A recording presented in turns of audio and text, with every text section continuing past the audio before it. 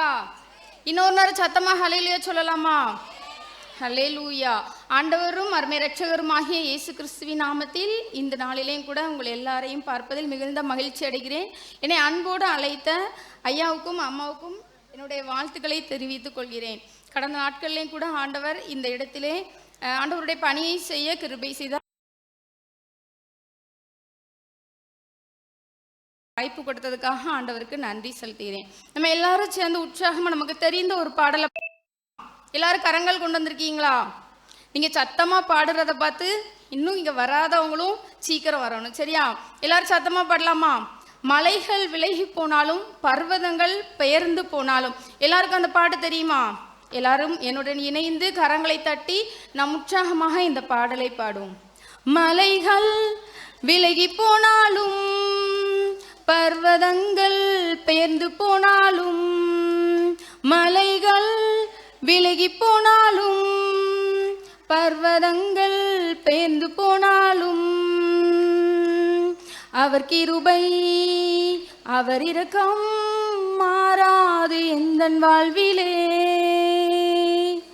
அவர் கிருபை அவர் இரக்கம் மாறாது எந்தன் வாழ்விலே.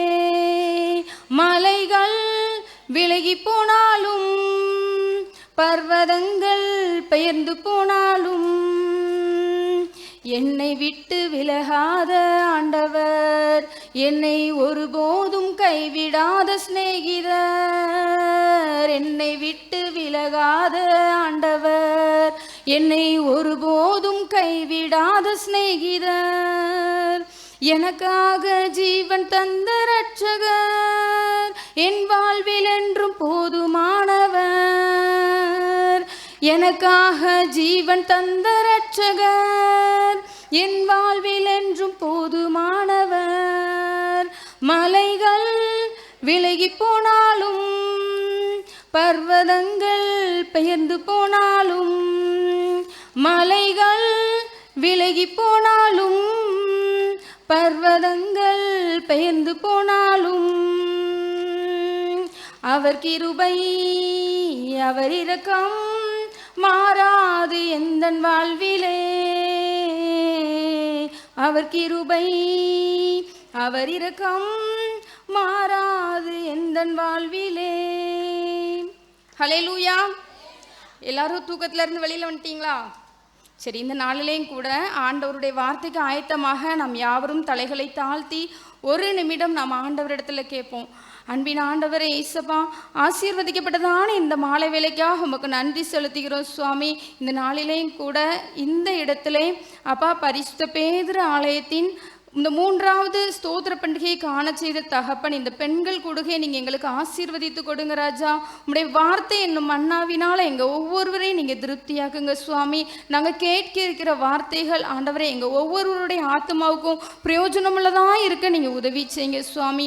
துதி கன மகிமையாவை உமக்கு மாத்திரம் செலுத்துகிறோம். இயேசுவின் நாமத்தில் ஜெபிக்கிறேன் நல்ல தகப்பனே, ஆமேன். ஹல்லேலூயா. யாராவது எடுத்தவர்கள் வாசிப்போம். 2 தீமோத்தேயு 2வது அதிகாரம் அதனுடைய 20 மற்றும் 21வது வசனங்களை வாசிக்க கேட்போம். 2 தீமோத்தேயு 2வது அதிகாரம் 20 மற்றும் 21வது வசனங்கள். ஒரு பெரிய வீட்டிலே பொன்னும் வெள்ளியுமான பாத்திரங்களும் அல்லாமல் மரமும் மண்ணுமான பாத்திரங்களும் உண்டு. அவைகளில் சில கனத்திற்கும் சில கனவீனத்திற்கும் ஆனவைகள். ஆகையால் ஒருவன் இவைகளை விட்டு தன்னை சுத்திகரித்து கொண்டால் அவன் பரிசுத்தமாக்கப்பட்டதும் எஜமானுக்கு உபயோகமானதும் எந்த நற்கிரியைக்கும் ஆயத்தமாக்கப்பட்டதுமான கனத்துக்குரிய பாத்திரமாயிருப்பான். ஹல்லேலூயா. நாம் வாசிக்கிட்ட இந்த வேத பகுதியில் 2 விதமான பாத்திரங்களை நாம் பார்க்கிறோம். ஒன்று கனத்திற்குரிய பாத்திரம், இன்னொன்று கனவீனத்திற்குரிய பாத்திரங்கள். நம்ம வீட்லேயும் நிறைய பாத்திரம் வச்சுருப்போம், அப்படி தானே? நான் பேசும்போது நீங்களும் பேசுனீங்கன்னா தான் நல்லா புரியும், சரியா? நம்ம வீட்டிலேயே 2 விதமான பாத்திரங்கள் வச்சுருப்போம். நம்ம டெய்லி வீட்டில் சில்வர் பிளேட்டில் சாப்பிடுவோம். யாராவது வீட்டுக்கு விருந்தாட்கள் வந்தாங்கன்னா நீங்கள் சாப்பிட்ற பிளேட்டில் கொடுப்பீங்களா? இல்லை, அப்படி தானே, வாழையில் கொடுப்பீங்க. இல்லாட்டி அதுக்குன்னு வேறு ஏதாவது ஸ்பெஷலாக பிளேட் வச்சுருப்போம். யாராவது வந்தாங்கன்னா நம்ம வீட்டில் இருக்கிற சில்வர் டம்ளரில் கொடுக்காம வேறு ஏதாவது புதுசாக கப்பில் கொடுப்போம். சரியா? எதனால்? அவங்கள கனப்படுத்துறதுக்காக. டெய்லி நம்ம யூஸ் பண்ணிகிட்டே இருக்கிறதுனால அது பழசாக இருக்கும், அதனால் நம்ம அதை எடுத்து கொடுக்க மாட்டோம். அதே போல தான் இன்றைக்கும் நம்ம ஒவ்வொருவரும் ஒரு கனவீனமான பாத்திரமாக, ஒரு உடைந்த பாத்திரமாக இந்த இடத்துக்கு நம்ம வந்திருக்கிறோம். உடைந்த பாத்திரம் அது எதுக்கெல்லாம் பயன்படும், அதனால் ஏதாவது பயன் இருக்கா என்று சொல்லி நாம் இன்னைக்கு பார்க்க போகிறோம். சரியா? உடைந்த பாத்திரம் அப்படிங்கும்போது நம்ம எல்லாருமே, நீங்கள் எல்லாரும் யோசிச்சு பாருங்கள், நம்மளும் தனிப்பட்ட காரியங்களில் அநேக நேரங்களில் சில கவலைகளினால, சில பலவீனங்கள்னால மனதளவில் உடஞ்சி போயிருப்போம். வெளியில் பார்க்கும்போது ரொம்ப அழகாக இருக்கும். ஏப்பா இவங்க தானே, இவங்களுக்கு என்ன குறை அப்படின்னு நம்மளுடைய வெளி தோற்றத்தை வச்சு எல்லாரும் எடை போடுவாங்க. ஆனால் ஒவ்வொருவருடைய இருதயத்துக்குள்ளேயும் என்ன இருக்குன்னு சொல்கிறது நமக்கும் ஆண்டவருக்கும் மட்டும்தான் தெரியும். அப்படி தானே? அதே போல தான் உடைந்த பாத்திரமாகிய நம்ம ஒவ்வொருவரையும் ஆண்டவர் இந்த இடத்துக்கு கூட்டிகிட்டு வந்திருக்காரு அப்படின்னா ஏதோ ஒரு நோக்கம் இருக்கும். சரியா? அப்போ ஒரு உடைந்த பாத்திரத்தை தான் நம்ம இப்போ பார்க்க போகிறோம். நியாயாதிபதிகள் 7வது அதிகாரம், யாராவது எடுத்தவர்கள் வாசிப்போம். நியாயாதிபதிகள் 7வது அதிகாரம் அதனுடைய 16வது வசனம். அந்த 300 பேரை 3 படையாக வகுத்து அவர்கள் ஒவ்வொருவன் கையிலும் ஒரு எக்காலத்தையும் வெறும் பானையையும் அந்த பானைக்குள் வைக்கும் தீவெட்டியையும் கொடுத்து அப்படின்னு சொல்லி கொடுத்துருக்கு. சரியா? இதுக்கு முந்தின அதிகாரங்களை நீங்கள் பார்த்தீங்க அப்படின்னு சொன்னால் இஸ்ரவேல் மக்கள் பயங்கரமான பாவங்களினால பொல்லாத கிரியைகளுக்குள்ள அகப்பட்டிருந்தாங்க. முதல்ல எகிப்தியருக்கு அடிமையாக இருந்தாங்க. அவங்கள ஆண்டவர் மீட்டு ரட்சித்தார். திரும்பவும் அவங்க உலக பிரகாரமான காரியங்களுக்கு அடிமையானதுனால திரும்ப மீதியானவருடைய கைகளில் அகப்பட்டு அவங்களுக்கு அடிமையாகி கிடந்தாங்க. நம்ம யாராவது ஒருத்தருக்கு அடிமையாக இருக்கணும்னு சொல்லி ஆசைப்படுவோமா? இல்லை, அப்படி தானே? நம்ம சொல்கிறத எல்லாரும் கேட்கணுன்னு தான் நம்ம ஆசைப்படுவோம். அதே போல் தான் இந்த இஸ்ரவேல் மக்களும் ரொம்பவும் வேதனையோடு இருந்தாங்க. அவங்களுக்குள்ள கிதியோன் அப்படிங்கிற ஒரு சாதாரணமான ஒரு மனிதனை ஆண்டவர் தெரிந்து கொண்டார். இந்த மீதியானியருடைய கூட்டத்தை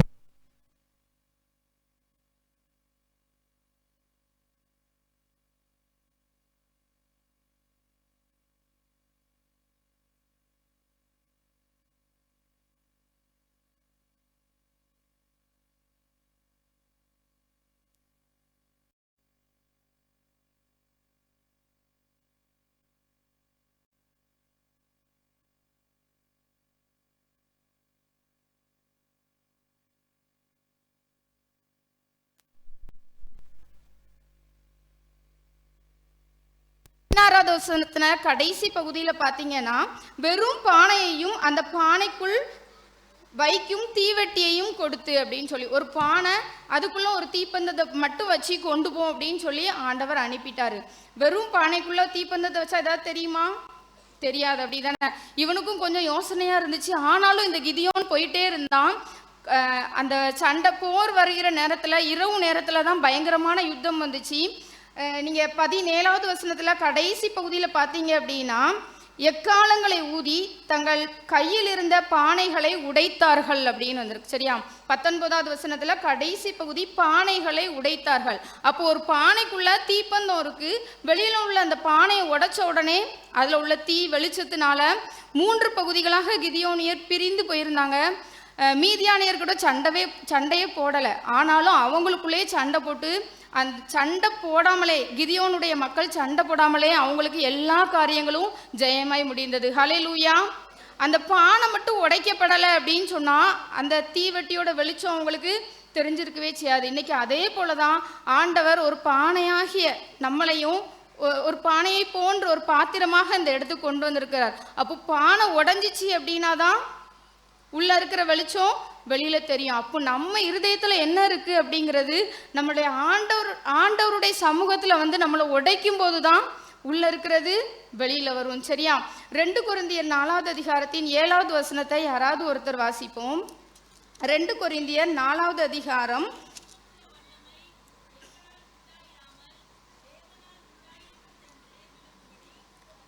இந்த பொக்கிஷத்தை மண் பாண்டங்களில் பெற்றிருக்கிறோம். அப்போ நம்ம ஒவ்வொருவருக்குள்ளேயும் ஆண்டவர் விசேஷித்த கிரியைகளை வைத்திருக்கிறார். நான் வெறுமையான பாத்திரம் அப்படின்னு சொல்லவே முடியாது. நம்மளை உருவாக்குனவர் யாரு? ஆண்டவர். அப்படி தானே?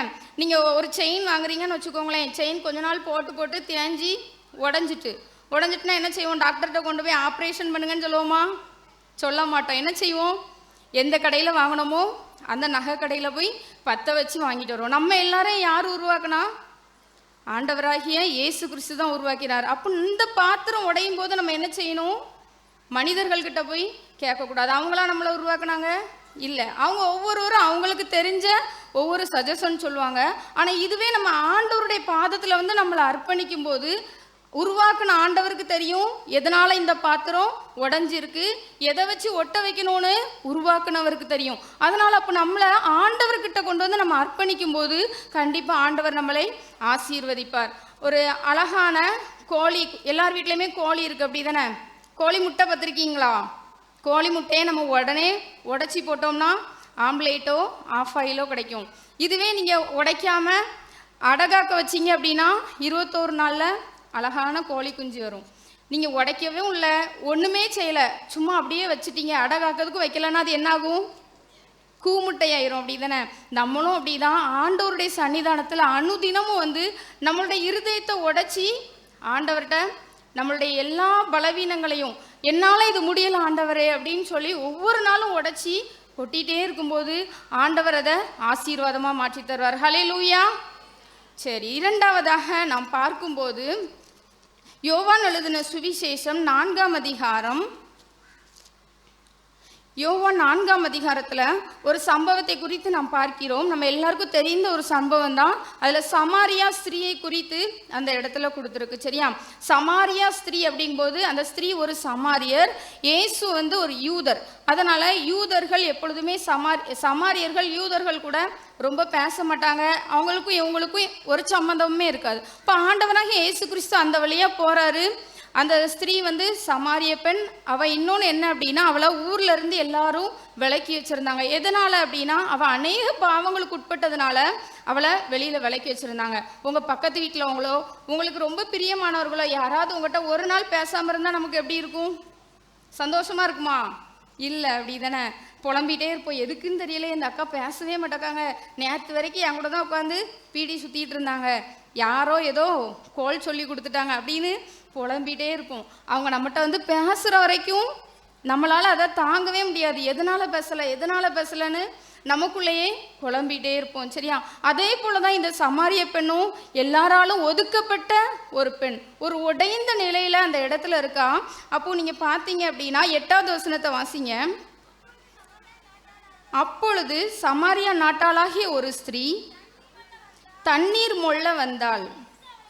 இயேசு அவளை நோக்கி தாகத்துக்கு தா என்றார். அப்போ யாருமே பேசாத ஒரு பொண்ணுகிட்ட இயேசு வந்து தாகத்துக்கு தா அப்படின்னு கேட்ட உடனே அவளுக்கு அவ்வளோ ஒரு சந்தோஷமா இருந்துச்சு. சரியா? நம்மளும் அப்படி தானே?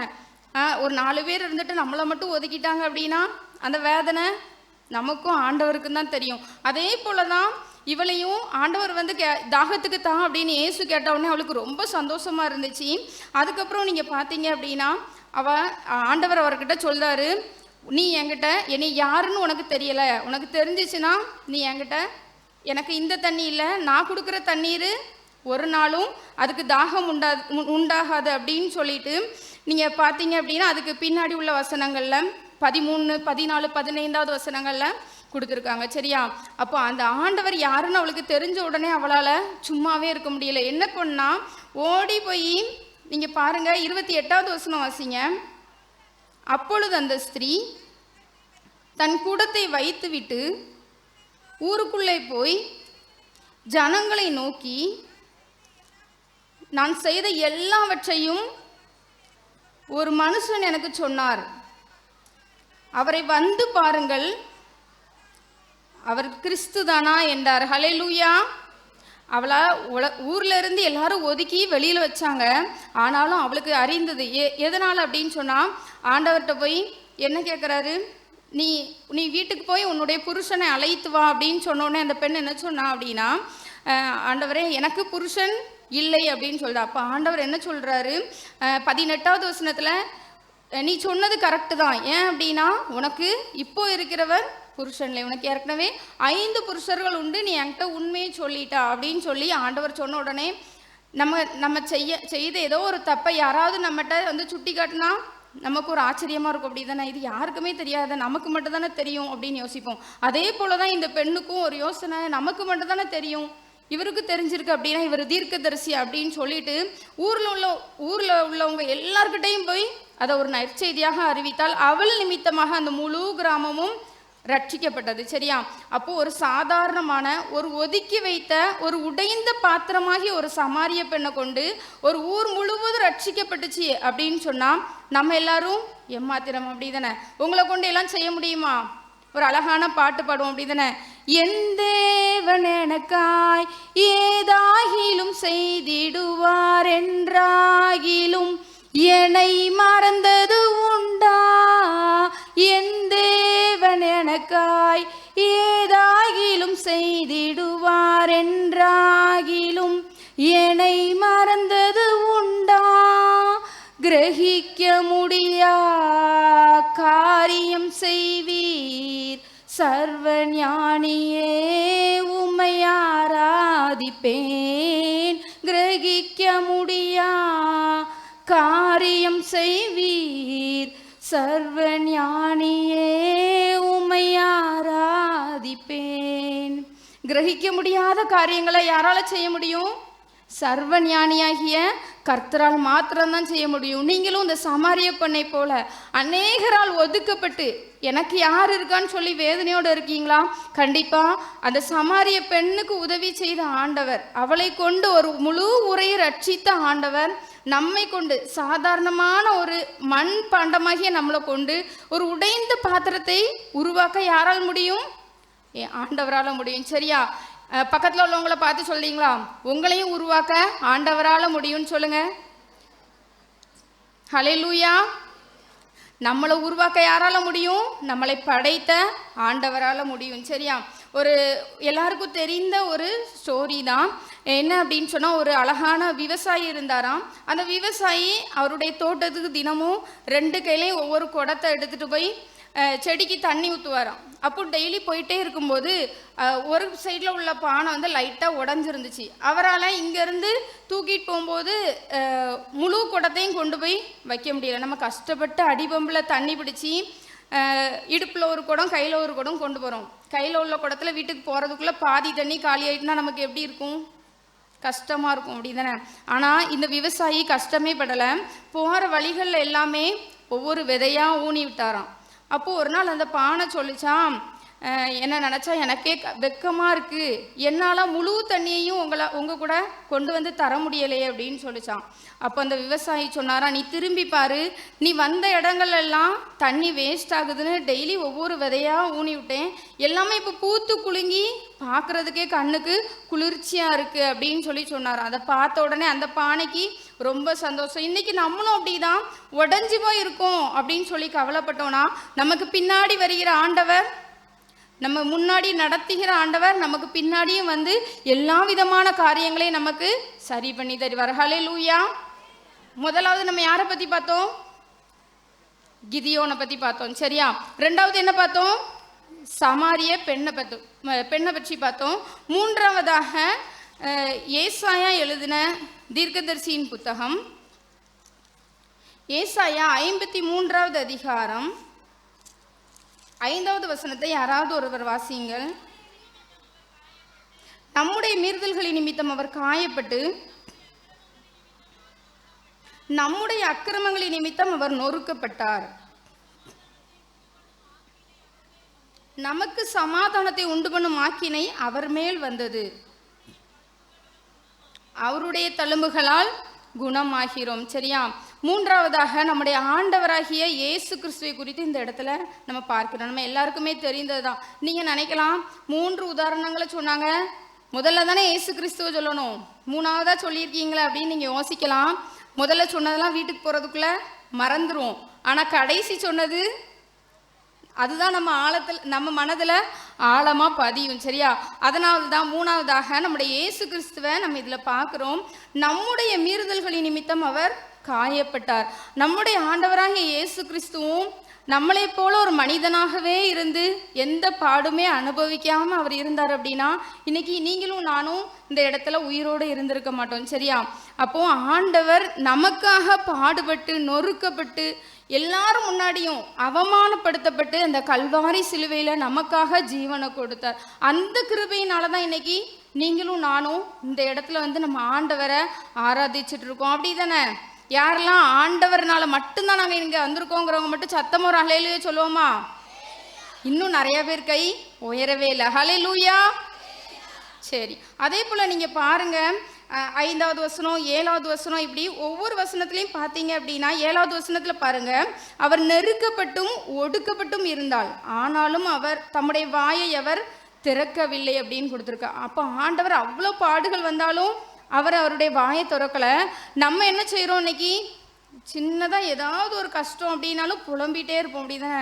புலம்பாமல் நமக்கு தூக்கமே வராது. யார்கிட்டையாவது ஒரு 4 பேர்கிட்ட சொன்னால் மட்டும்தான் மனதில் இருக்கிற காயம்லாம் ஆறும். அதே போல் யாராவது ஒன்று சின்னதாக சொல்லிட்டாலும் இனி அவங்க அப்படி சொல்லிட்டாங்க இப்படி சொல்லிட்டாங்க அப்படின்னு சொல்லிட்டு ஒரு 10 பேர்கிட்டையாவது சொன்னாதான் அன்னைக்கே நமக்கு தூக்கம் வரும். ஆனால் ஆண்டவரை அவ்வளோ அடித்து அவ்வளோ பாடுபட்டாலும் அவருடைய வாயை அவர் திறக்கவே இல்லை. அப்படிப்பட்ட ஒரு விசுவாசம்தான், ஆண்டவரை போன்ற ஒரு விசுவாசம்தான் நமக்கு வரணும். அதை தான் ஆண்டவர் நம்மக்கிட்ட எதிர்பார்க்கிறார். கடைசியாக ஒரே ஒரு வசனத்தை நம்ம வாசிப்போம். ஏசாயா 54வது அதிகாரத்தில் 11 முதல் 15 வரைக்கும், சிறுமைப்பட்டவளே, பெருங்காற்றில் அடிபட்டவளே, தேற்றரவற்றவளே, இதோ நான் உன் கல்களை பிரகாசிக்கும்படி வைத்து நீல ரத்தனங்களை உன் அஸ்திபாரமாக்கி உன் பலகணிகளை பளிங்கும் உன் வாசல்களை மாணிக்க கற்களும் உன் மதில்களை எல்லாம் உச்சிதமான கற்களும் ஆக்குவேன். உன் பிள்ளைகள் எல்லாரும் கர்த்தரால் போதிக்கப்பட்டிருப்பார்கள். உன் பிள்ளைகளுடைய சமாதானம் பெரிதாக இருக்கும். ஹல்லேலூயா. நீங்கள் பார்த்தீங்கன்னா 11வது வசனத்தில் ஸ்டார்டிங்கில் சிறுமைப்பட்டவளை, பெருங்காற்றில் அடிபட்டவளை, தேற்றரவற்றவளை அப்படின்னு சொல்லி நம்ம ஒவ்வொருவரையும் பார்த்து இந்த இடத்துல தான் வார்த்தைகள் கொடுத்துருக்கு. சரியா? நம்மளும் இன்னைக்கு சிறுமைப்பட்டிருக்கலாம், தேற்றரவு இல்லாமல் எனக்கு ஆறுதலுக்கு யாருமே இல்லைன்னு சொல்லி கவலையோடு இருக்கலாம். ஒவ்வொருத்தருக்கும் ஒவ்வொரு பலவீனங்கள் இருக்குது. என்னையை பார்க்க தான் இன்றைக்கி வெளியில் சந்தோஷமாக இருக்கும். அப்போ என்கிட்ட கேட்டால் தான் எனக்கு என்னென்ன கஷ்டம் இருக்குன்னு தெரியும். அதே போல் தான் நீங்களும் எல்லாருமே சிரித்த முகத்தோடு இங்கே உட்காந்துருக்கீங்க. உங்கள் ஒவ்வொருவரையாக முன்னாடி மைக்கு தந்து உங்களுக்கு என்ன கஷ்டம் இருக்குது அப்படின்னு சொல்லுங்கன்னா நைட்டு வரைக்கும் வேறு ப்ரோக்ராமே வைக்காண்டாம், சொல்லிக்கிட்டே இருப்போம். அப்படி தானே? அதே போல் தான் நீங்கள் இவ்வளோ கஷ்டப்பட்டாலும் உன் பலகணிகளை பளிங்கும் உன் வாசல்களை மாணிக்க கற்களும் உன் மதில்களெல்லாம் உச்சிதமான கற்களும் ஆக்குவேன். உன் பிள்ளைகள் எல்லாரும் கர்த்தரால் போதிக்கப்பட்டிருப்பார்கள். உன் பிள்ளைகளின் சமாதானம் பெரிதாக இருக்கும் என்று சொல்லி இந்த இடத்துல நாம் வாசிக்கிறோம். அப்போ நம்ம பிள்ளைகளுடைய சமாதானத்தை விட வேற ஏதாவது சந்தோஷம் நமக்கு இருக்கா? இல்லை. அப்படி தானே? பெண்களாகி நம்ம ஒவ்வொருவரும் கூடி வந்திருக்கோம். நமக்கு என்ன, ஆண்டவரே என் பிள்ளையை நான் எப்படி ஆண்டவரே வளர்க்க போகிறேன், இவளோட என்னுடைய மகளுடைய எதிர்காலத்தை நான் எப்படி பார்க்க போகிறேன் அப்படின்னு சொல்லி நம்ம கவலையோடு இருக்கலாம். உடைக்கப்பட்ட நம்மளை உருவாக்குறதுக்கு தான். ஒரு நல்ல பானைக்கு குவையவன் தேவையில்லை. சரியா? ஒரு குயவனுடைய கையில் போய் கொஞ்சம் களிமண்ணை கொடுத்தா அவருக்கு மனசில் என்ன தோணுதோ அதற்கு ஏற்ற மாதிரி ஒரு பானையாகவோ ஒரு குவளையாகவோ ஒரு டம்ளரோ உருவாக்குறதுக்கு அவரால் முடியும். அப்போ ஆண்டவர்கிட்ட நம்மளை முழுவதுமாக கொடுக்கணும். கொஞ்சம் போல மண் கொடுத்தா சின்னதாக ஏதாவது பொருள் கிடைக்கும். ஃபுல்லாகவே நிறையா மண் கொடுத்தோன்னா அதுக்கேற்ற மாதிரி பெரிய பாத்திரமாக வணைகிறதுக்கு ஆண்டவரால் முடியும். அப்போ நம்ம ஒவ்வொருவரையும் நம்ம ஆண்டவர்கிட்ட அர்ப்பணிக்கும் போது இப்படிப்பட்ட ஆசீர்வாதங்கள், உன் பிள்ளைகளின் சமாதானம் பெரிதாக இருக்கும் என்று சொன்ன இந்த ஆசீர்வாதங்கள் மூலமாக ஆண்டவர் நம்மளை நிரப்ப வல்லவராக இருக்கிறார். அப்போ இந்த ஆசீர்வாதத்தை சுதந்திரித்துக் கொள்வதற்கு நம்ம எல்லாரும் ஆண்டவர்கிட்ட நம்மளை அர்ப்பணிப்போமா? எல்லாரும் உட்கார்ந்துருந்த இடத்துல கொஞ்சம் எந்திரிச்சு நின்று ஆண்டவர்கிட்ட நம்மளை அர்ப்பணிப்போம்.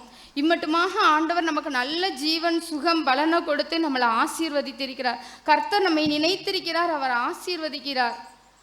எல்லாரும் சேர்ந்து நம்ம ஆண்டவர்கிட்ட சொல்லுவோமா, ஆண்டவரே உடைஞ்சு போன எங்களை ஒவ்வொருவரையும் நீங்கள் எந்த இடத்துக்கு கூட்டிகிட்டு வந்தீங்களே ஆண்டவரே, உம்முடைய கிருபை பெரியது, உம்முடைய இரக்கம் பெரியது சுவாமி. எல்லாரும் வாய்களை திறந்து நம்மளை ஆண்டவர்கிட்ட அர்ப்பணிப்போமா. அப்பா, உடைஞ்சு போய் நாங்கள் இந்த இடத்துக்கு வந்திருக்கிறோம் சுவாமி. நாளைய தினத்தை குறித்து கவலைப்படாதே என்று சொன்ன தகப்பன், நம்ம பலவிதமான கவலைகளோடு பயங்களோடு இந்த இடத்துக்கு வந்திருக்கிறோமா. ஒவ்வொருவரும் நம்ம ஆண்டவர்கிட்ட பேசுவோம். வாயை விரிவாய்த்திரு, அதை நான் நன்மையால் நிரப்புவேன் என்று சொல்லியிருக்கிறார் ஆண்டவர். முழுவதுமாக ஒரு பாத்திரத்தை நம்ம கொடுக்கும்போது அதை நிரப்ப ஆண்டவர் வல்லவர். அதை உருவாக்க ஆண்டவரால் மட்டும் கூடும். ஆண்டவர்கிட்ட கேட்போமா, அப்பா எங்களை முழுவதுமாக உம்முடைய கரத்தில் கொடுக்கிறோம் சுவாமி. நீங்கள் எங்களை ஒரு குயவனை போல வணைந்து கொள்ளும், உமக்கு ஏற்றபடி வணைந்து கொள்ளும். உடைந்த பாத்திரத்தின் மூலமாக கிதியோனுக்கு ஒரு வெற்றியை, உடைக்கப்பட்ட பாத்திரத்திலிருந்து தீப்பத்தத்தை கொடுத்து ஒரு வெற்றியை கொடுத்த தகப்பன். சமாரிய பெண் எல்லாராலும் புறக்கணிக்கப்பட்டு உடைந்த நிலையில வந்த சமாரிய பெண்ணை ஆண்டவர் ஆசீர்வதித்தார். அவள் மூலமாக ஒரு முழு கிராமத்தை ரட்சிக்க உதவி செய்தார். ஆண்டவராக இயேசு கிறிஸ்து ஒரு உடைக்கப்பட்ட பாத்திரமாக அவருடைய ஜீவனை நமக்காக தந்திருக்கிறார். அதை விட மேலான அன்பு ஒன்றுமே இல்லை. ஆண்டவர்கிட்ட நம்மளை முழுவதுமாக அர்ப்பணிப்போமா. உடைந்த பாத்திரம் நான் எதற்கும் உதவாதவன், ஒரு குலைந்த பாத்திரம் நான் எவரும் விரும்பாதவன். உடைந்த பாத்திரம் நான் எவரும் விரும்பாதவன், ஒரு குலைந்த பாத்திரம் நான் எவரும் விரும்பாதவன். குயவன் கையில் பிசையும் களிமண் போல, குயவன் கையில் பிசையும் களிமண் போல, என் சித்தம் அல்ல உம் சித்தம் போலாக்கும், என் சித்தம் அல்ல உம் சித்தம் போலாக்கும். உடைந்த பாத்திரம் நான் எதற்கும் உதவாதவன், ஒரு குலைந்த பாத்திரம் நான் எவரும் விரும்பாதவன். இந்த உலக இன்பம் எல்லாம் மாயையே, உங்க விருப்பப்படி என்னை மாற்றுமே. இந்த உலக இன்பம் எல்லாம் மாயையே, உங்க விருப்பப்படி என்னை மாற்றுமே. என் பலவீன காலங்களில் உம்பலத்தாலை பாதுகாக்கிறீர். என் பலவீன காலங்களில் உம்பலத்தாலை பாதுகாக்கிறீர். குயவன் கையில் பிசையும் களிமண் போல, குயவன் கையில் பிசையும் களிமண் போல, என் சித்தம் அல்ல உம் சித்தம் போலாக்கும், என் சித்தம் அல்ல உம் சித்தம் போலாக்கும். ஆண்டவர்கிட்ட நம்மளை ஒப்பு கொடுப்போமா. நம்ம ஒவ்வொருவரையும் ஆண்டவரை என் சித்தத்தின்படியல்ல ஆண்டவர், அந்த சமாரிய ஸ்திரியை போல அநேகரால் நாங்கள் ஒதுக்கப்பட்டாலும் சுவாமி, அப்பா உம்முடைய சித்தத்தின்படி நீர் எங்களை வணையும் ராஜா. நீர் உடைக்கிற தகப்பன், உருவாக்குகிற தகப்பன். ஒன்றுமில்லாதவைகளை ஆண்டவரை இருக்கிறவைகளை போல உருவாக்க உம்மால் ஆகும் சுவாமி. நாங்கள் இன்னைக்கு உடைக்கப்பட்ட நிலைமையில இந்த இடத்துக்கு வந்திருக்கலாம் ராஜா. இப்போ எங்கள் ஒவ்வொருவரையும் ஒரு உடைந்த பாத்திரமாக நாங்கள் உம்முடைய கரத்தில் தருகிறோம் சுவாமி. உமக்கு ஏற்றபடி நீங்கள் எங்களை வணைந்து கொள்ளும்படி ஜெபிக்கிறோம் சுவாமி. அப்போ ஒரு மனதோடு இந்த இடத்துல கூடி வந்திருக்கிறோம் சுவாமி. அப்போ நாங்கள் முழுவதுமாக உம்மிடத்தில் கொடுக்கும்போது உன் பிள்ளைகளுடைய சமாதானம் பெரிதாக இருக்கும் என்று சொன்ன தகப்பன், அதே போல் அப்போ இந்த இடத்துக்கு வந்திருக்கிற ஒவ்வொரு பிள்ளைகளையும் உடைய கரத்தில் கொடுக்குறோம் ராஜா. அப்பா ஒரு குடும்பமாக கூடி வந்து இந்த இடத்துல அப்போ உங்களுடைய சமூகத்தில் உங்களுடைய வார்த்தைக்காக நாங்கள் காத்திருந்து ஜெபிக்கும் போது சுவாமி எல்லாவற்றையும் நீங்கள் நிறைவாய் மாற்றுகிற தகப்பன். எல்லாம் உம்மால் ஆகும் ராஜா. எங்கள் ஒவ்வொருவரையும் உடைய கரத்தில் கொடுக்குறோம் சுவாமி. இசப்பா ஸ்தோத்திர ஆண்டவரை. எல்லாரும் நம்ம ஆண்டவர்கிட்ட கேட்போமா. நம்ம அமைதியாக இருந்தோம் அப்படின்னு சொன்னால், இந்த காலத்தில் மௌனமாக இருக்கும்போது அதுக்கு ஒரு பதிலும் கிடைக்காது. ஆண்டவர்கிட்ட நம்முடைய எல்லாவற்றையும் அன்னாலை போல இருதயத்தில் ஆண்டவரை தண்ணீரை போல நம்ம ஆண்டவர்கிட்ட ஊற்றும் போது எல்லாவற்றுக்கும் ஏற்ற காலத்தில் பதில் தர ஆண்டவரால் மட்டும்தான் ஆகும். நம்ம மனிதர்கள்கிட்ட போய் சொல்லும் போது அவங்க மற்ற இடத்துல போய் பேசி சிரிப்பாங்க.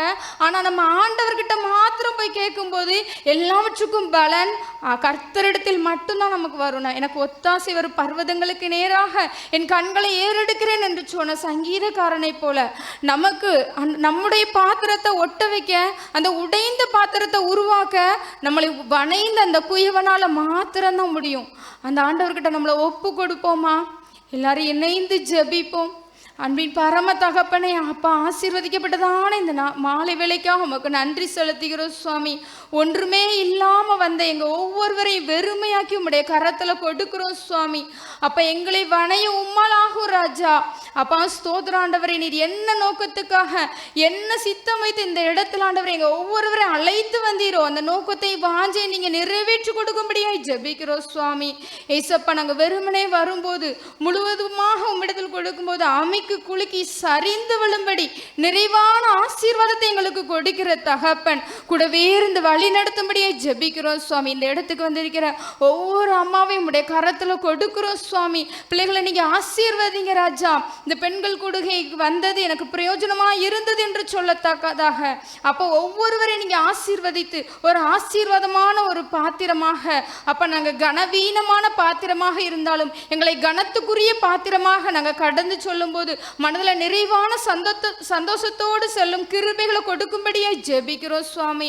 அப்பா ஸ்தோத்திராண்டவரே, அதே போல அப்ப இந்த கூடுகையை ஏற்படுத்தி கொடுத்த அருமையான ஐயாவுக்காக, அம்மாவுக்காக, அப்பா சபை ஊழியருக்காக, அவருடைய மனைவிக்காக உமக்கு நன்றி செலுத்துகிறோம் ராஜா. அப்பா இந்த ஆசீர்வாதபுரம் சேகரத்திலே ஆண்டவரே பிள்ளைகளை இணைத்து ஆண்டவரே உற்சாகமாக உம்முடைய பணிகளை செய்யும் கிருபைகளை கொடுத்தீரே ராஜா. அதற்காக உமக்கு நன்றி செலுத்துகிறோம் சுவாமி. தொடர்ந்து ஆண்டவரே உம்முடைய வார்த்தைகள் 1 10 100 ஆண்டவரே பலன் கொடுக்கத்தக்க நல்ல கிருபைகளை கொடுத்து வழி நடத்துங்க சுவாமி. இசப்பா தொடர்ந்து எங்க ஒவ்வொருவரையும் உம்முடைய கரத்துக்குள்ளாக தாழ்த்துகிறோம். அப்பா நீங்களே ஆசீர்வதிங்க, பலப்படுத்துங்க ஆண்டவரே. எங்க மண்பாண்டத்தை நாங்க அப்பா பாத்திரமாகி எங்களை உங்ககிட்ட அர்ப்பணிச்சிருக்கிறோம் சுவாமி. அவர் உங்களை விசாரிக்கிறவனானபடியால் உங்கள் கவலைகளை எல்லாம் அவர் மேல் வைத்து விடுங்கள் என்று சொன்னது போல அப்ப எல்லாவற்றையும் உம்முடைய பாதத்துல வைத்திருக்கிறோம் சுவாமி. நீங்க எங்களை ஆசீர்வதித்து பலப்படுத்துங்க. துதி கன மகிமையாவே உமக்கு மாத்திரம் செலுத்துகிறோம். இயேசுவின் நாமத்தில் ஜெபிக்கிறோம் நல்ல பிதாவே, ஆமென். ஹல்லேலூயா.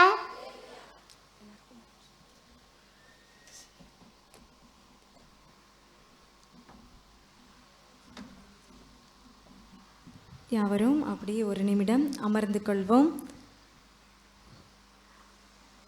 உங்கள் எல்லாருக்கும் பிரயோஜனமாக இருந்ததா இந்த தேவனுடைய வார்த்தை? உங்கள் எல்லாருக்கும் உண்மையாகவே ஆண்டவர் இந்த வருடம் பெண்கள் பண்டிகையில் ஆண்டவர் நமக்கு கொடுத்த வார்த்தை நம்ம வாழ்க்கையில் உடைந்த பாத்திரம் போல் நம்ம காணப்பட்டாலும், அநேகரால் நம்ம கனவீனப்படுத்தப்பட்டு கொண்டிருந்தா கூட ஆண்டவர் நம்ம சொல்கிறாரு, ஒன்றுக்கும் உதவாதவங்க அப்படின்னு நினச்சவங்க மத்தியில் ஆண்டவர் அந்த கிதியோனை எப்படியாக வெற்றியை அந்த இஸ்ரவேல் மக்களுக்கு கொடுத்தாரோ அந்த உடைந்த பாத்திரத்தை வைத்து தான் அவங்க யுத்தமே பண்ணலை. ஆனால் ஆண்டவர் அந்த உடைந்த பாத்திரத்தை வைத்து ஆண்டவர் அந்த இஸ்ரவேல் மக்களுக்கு ஒரு பெரிய வெற்றியை கொடுத்தார். சமாரிய ஸ்திரீ ரொம்ப ஊராரால் ஒதுக்கப்பட்ட ஒரு பெண்மணி. ஆனால் அந்த பெண்மணிக்கு ஜீவ தண்ணீரை கொடுத்தார். இயேசு கிறிஸ்து நமக்காக பாடுகளை எல்லாம் ஏற்றுக்கொண்டு நம்மை ஒரு ஆசீர்வாதமான குடும்ப வாழ்க்கையை வாழ்வதற்கு நமக்கு ஒரு கிருபைகளை தந்திருக்கிறாங்க. இந்த வார்த்தையை, தேவனுடைய வார்த்தையை இந்த வேளையில் நம்ம மத்தியில் வந்து பகிர்ந்து கொடுத்த அன்பு அம்மா சில்வியா அம்மாவுக்கு மறுபடியுமாக நம்ம சேகரத்தின் சார்பாக கரங்களை தட்டி ஒரு சின்ன ஒரு பொன்னாடையை போர்த்தி நம்ம அவர்களை கௌரவப்படுத்துவோம். எல்லாரும் நீங்கள் கரங்களை தட்டி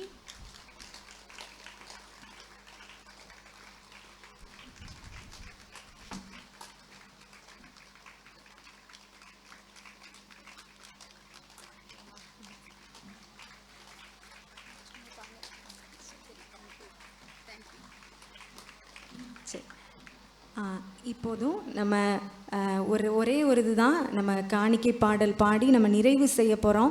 அதுக்கு முன்னாடி இங்கே அவங்க எல்லாரையும் பார்க்கும்போது எனக்கே ரொம்ப சந்தோஷமாக இருக்குது. இன்றைக்கி பண்டிகை காலங்களாக இருக்கிறதுனால நம்ம இந்த மாதிரி பெண்கள் கூட்டத்துக்கு நிறைய பேர் வந்துடுறீங்க. ஆனால் நமக்கு வாரம் பெண்கள் கூட்டம் அப்படின்னு ஒன்று நடக்கும் தெரியுமா? எல்லா ஆலயத்துலேயும் நடக்குமா? ஆசீர்வாதபுரத்தில் நடக்குது, கானாவூரில் நடக்குதா நடக்கலையா? பால்வண்ணாதபுரத்தில் நடக்குது.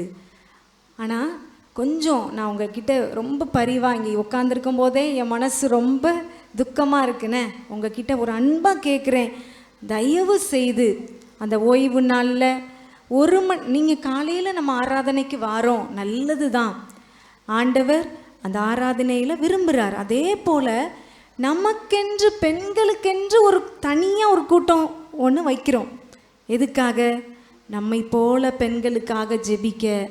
ஒருவர் நம்ம பார்க்கும்போது அவங்க பாரத்தை நம்ம அவங்க கேட்டு அவங்களுக்காக நம்ம ஜெபிக்கிறோம். வீணாக அந்த நேரத்தில் வேறு எந்த ஒரு காரியமும் நடக்கிறதே இல்லை. ஆண்டவரை நம்ம துதித்து பாடுறோம், வேத வசனத்தை நம்ம ஒவ்வொரு வாரமும் தியானித்துட்டு வாரோம். 1 மணி நேரத்துக்கு மேலே ஒரு நாள் என்ன செய்யலை, போகலை. சரியா? நம்ம தயவு செய்து அந்த நாள் எங்களுக்கு அன்னைக்கு ஒரு நாள் தான் விடுமுறை, அதனால் நாங்கள் வெளியெல்லாம் போனோம் அப்படின்னு நினச்சாலும் நான் சொல்கிறேன், நீங்கள் 5 மணிக்கு அப்புறம் என்ன செய்யுங்க, போகலாம். சரியா? தயவுசெய்து நான் திரும்ப நான் சொல்கிறேன், ஆசீர்வாதபுரத்தில் ஒவ்வொரு வாரமும் ஞாயிற்றுக்கிழமை சாயங்காலம் 4 மணிக்கு நமக்கு கீழே மண்டபத்தில் வைத்து நமக்கு பெண்கள் கூட்டம் நடத்துகிறோம். கானாவூரும் பால்வநாதபுரத்துலேயும் ஜெபம் முடிந்த உடனே பெண்களாக கூடி நம்ம பாடல்களை பாடி வேத வசனங்களை நம்ம தியானிச்சுட்டு வரோம். நீங்கள் அதனால் தயவு செய்து அந்தந்த கூடுகையில் நீங்கள் பங்கு பெறணும் அப்படின்னு நாங்கள் ரொம்ப ஆசையோடு உங்களை நாங்கள் பார்க்குறோம். நீங்கள் எல்லோரும் இன்னும் வரும் நாட்களில் காரணங்களை காட்டாதபடி நான் நிறைய பேர்கிட்ட சொல்லும் போதெல்லாம் எல்லோரும் என்ன சொல்லுவாங்க, அம்மா அடுத்த வாரம் வந்துருந்தோம், இந்த பண்டிகையை முடிச்சுட்டு வாரோம்பாங்க. நம்ம வாழ்க்கையில் இந்த அப்புறம்னு போட்டோன்னா அது நம்ம பக்கத்தில் என்ன செய்யாது, வராது. சரியா? நீங்கள் ஏன்னா கஷ்டம்தான், ஏன்னா அன்னைக்கு லீவு, நம்ம எல்லோரும் சாப்பிட்டு குடும்பமாக சாப்பிட்டுட்டு கொஞ்சம் ரெஸ்ட் எடுக்கிற நேரம்தான். ஆனால் நான் சொல்கிறேன், கொஞ்சம் 1 மணி நேரம் ரெஸ்ட் எடுத்துகிட்டு என்ன செஞ்சுருங்க, பெண்கள் கூட்டத்துக்கு இங்கே ஆசீர்வாதபுரம் சாயங்காலமாக இருக்கிறதுனால உங்களுக்கு சொல்கிறேன், தயவுசெய்து வாங்க. என்னம்மா?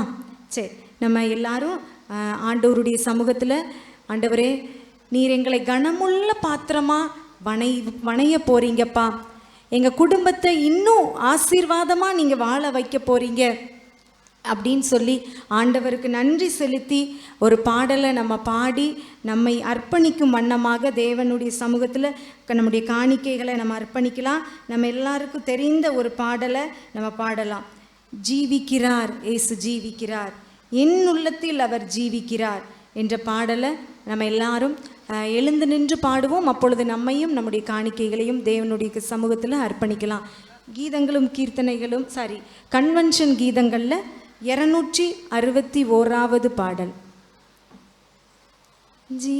ஜீவிக்கிறார், இயேசு ஜீவிக்கிறார், என் உள்ளத்தில் அவர் ஜீவிக்கிறார், துன்பத்தில் என் நல் துணை அவரே, என்றென்றும் ஜீவிக்கிறார், துன்பத்தில் என் நல் துணை அவரே, என்றென்றும் ஜீவிக்கிறார். செங்கடல் அவர் சொல்ல 2ஆய் நின்றது, பெருங்கோட்டை ஒன்று தரை மட்டமானது, அவர் சொல்ல குருடரின் கண் திறந்தது, அவத்தோட குஷ்டரோகி சுத்தமாகினார். ஜீவிக்கிறார், இயேசு ஜீவிக்கிறார், என் உள்ளத்தில் அவர் ஜீவிக்கிறார், துன்பத்தில் நல் துணை அவரே, என்றென்றும் ஜீவிக்கிறார், என்றென்றும் ஜீவிக்கிறார். உம்மை என்றும் விடாமல் நான் தொடரவே, என்னை என்றும் விடாமல் நீ பிடிக்கவே. நான் மரிக்கும் நேரத்தில் பரலோகத்தில் உம் வீட்டை காட்டும் நல்ல மெய்ப்பரே ஜீவிக்கிறார், இயேசு ஜீவிக்கிறார், என் உள்ளத்தில் அவர் ஜீவிக்கிறார். துன்பத்தில் என்ன துணையவரே என்றென்றும் ஜீவிக்கிறார், என்றென்றும் ஜீவிக்கிறார். சரி, நம்ம ஜெபித்து நிறைவு செய்யலாமா? எல்லாரும் அப்படியே உட்காந்துக்கோங்க. உங்கள்கிட்ட இன்னும் ஒரே ஒரு காரியம் கேட்குறேன், ஏன்னா டீ வந்துட்டுருக்கு. சரியா? கவனிங்க. இதை தொடர்ந்து நமக்கு கீத ஆராதனையும் நமக்கு அடுத்து ஆரம்பிக்க போகிறாங்க. அதனால் அதுக்கு முன்னாடி உங்ககிட்ட ஒரு காரியம், இப்படி கூடுகையில் வர்றது உங்களுக்கு எல்லாருக்கும் பிரயோஜனமாக இருக்குதா? உண்மையாகவே நீங்கள் சொல்லணும். சரியா? கேட்குறாங்கன்னு சொல்லக்கூடாது. இப்படி கூடுகை நடத்துறதுனால உங்களுக்கு பிரயோஜனமாக இருக்குதா? இருக்கா? இங்கே முன்னாடி மட்டும்தான் சொல்கிறாங்க, பின்னாடிலாம் சொல்ல மாட்டேங்கிங்களே. பிரயோஜனமாக இருக்கா? சரி. ஆண்டவருடைய வார்த்தையை கேட்குறது நம்ம ஆவிக்குரிய வாழ்க்கையில் இன்னும் நம்மளை என்ன செய்யும்? விசுவாசத்தை வர்த்திக்க செய்யும். அப்படி தானே? ஆண்டவருடைய நிஜமாவே இப்போ இன்றைக்கி அம்மா சொன்னது போல் அந்த கிதியோனுடைய காரியத்தை பார்த்தீங்களா? வெறும் பானை தான். அந்த வெறும் பானையை ஆண்டவர் என்ன செய்தார்? வெற்றியாக முடிய செய்தார். உண்மையாகவே நிறைய நேரத்தில் பெண்கள் நம்ம வாழ்க்கையில் சந்திக்கிற காரியங்களை குறித்து கலங்கிடுறோம், துக்கப்படுறோம், கவலையிலே மூழ்கிறோம். அது எதை தெரியுமா செய்யும்? ஆண்டவரை விட்டு நம்மளை பின்மாற்றம் அடைய செய்யும். அது மாத்திரமல்ல, நம்மளை ஜெபிக்கவே வைக்காது. ஆண்டவர் சமூகத்துக்கு நம்மளை கொண்டுட்டே வராது. அதனால தான் சொல்கிறேன், நீங்கள் இப்படிப்பட்ட கூடுகையை நீங்கள் மிஸ் பண்ணவே கூடாது.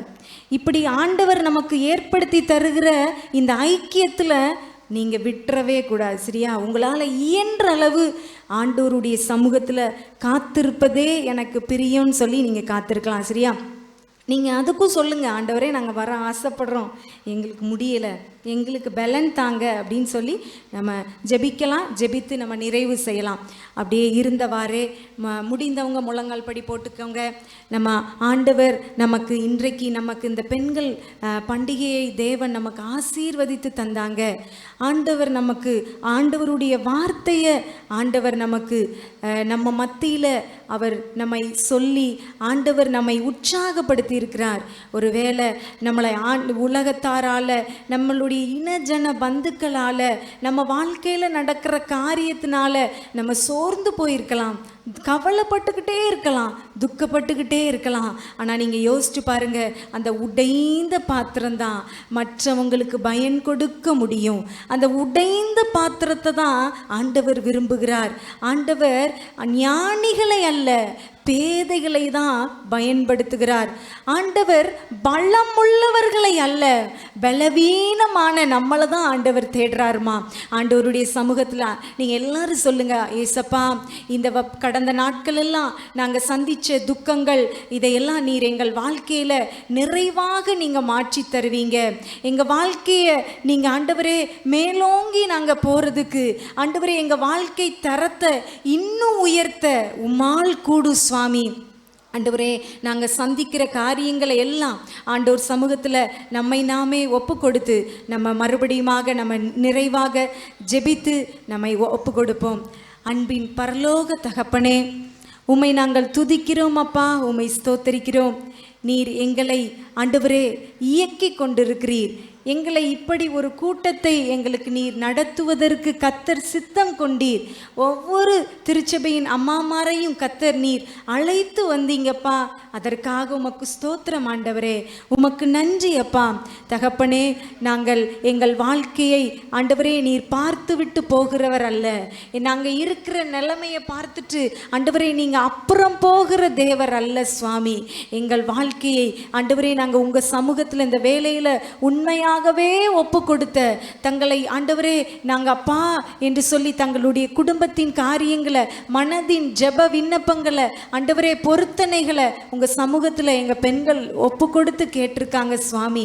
இந்த இடத்துல ஜெபித்ததின் விளைவாக இதற்கு ஏற்ற பலனை எங்கள் தேவன் நீங்கள் பிள்ளைகளினுடைய வாழ்க்கையில் நீங்கள் நிறைவாக தந்து ஒவ்வொருவரையும் நீங்கள் ஆசீர்வதிக்கிறதற்காக ஸ்தோத்திரம்.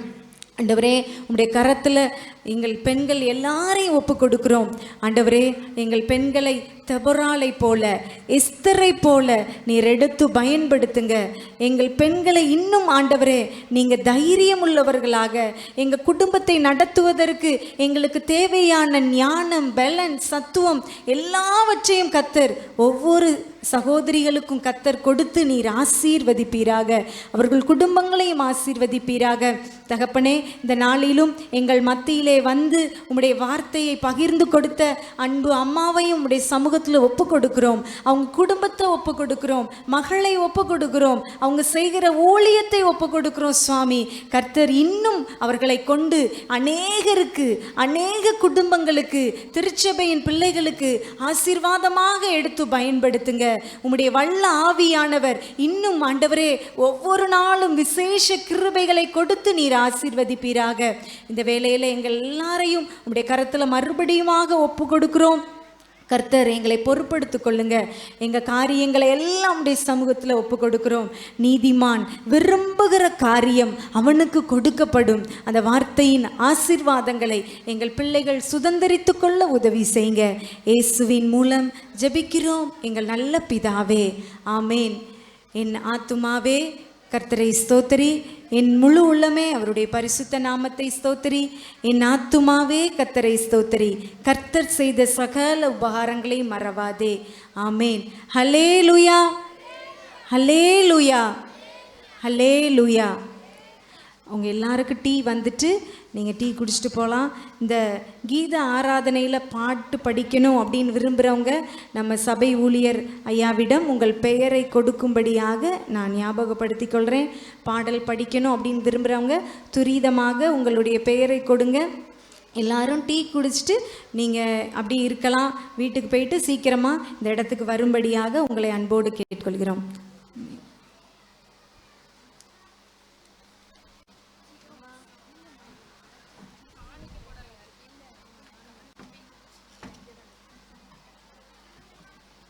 ஏக்கா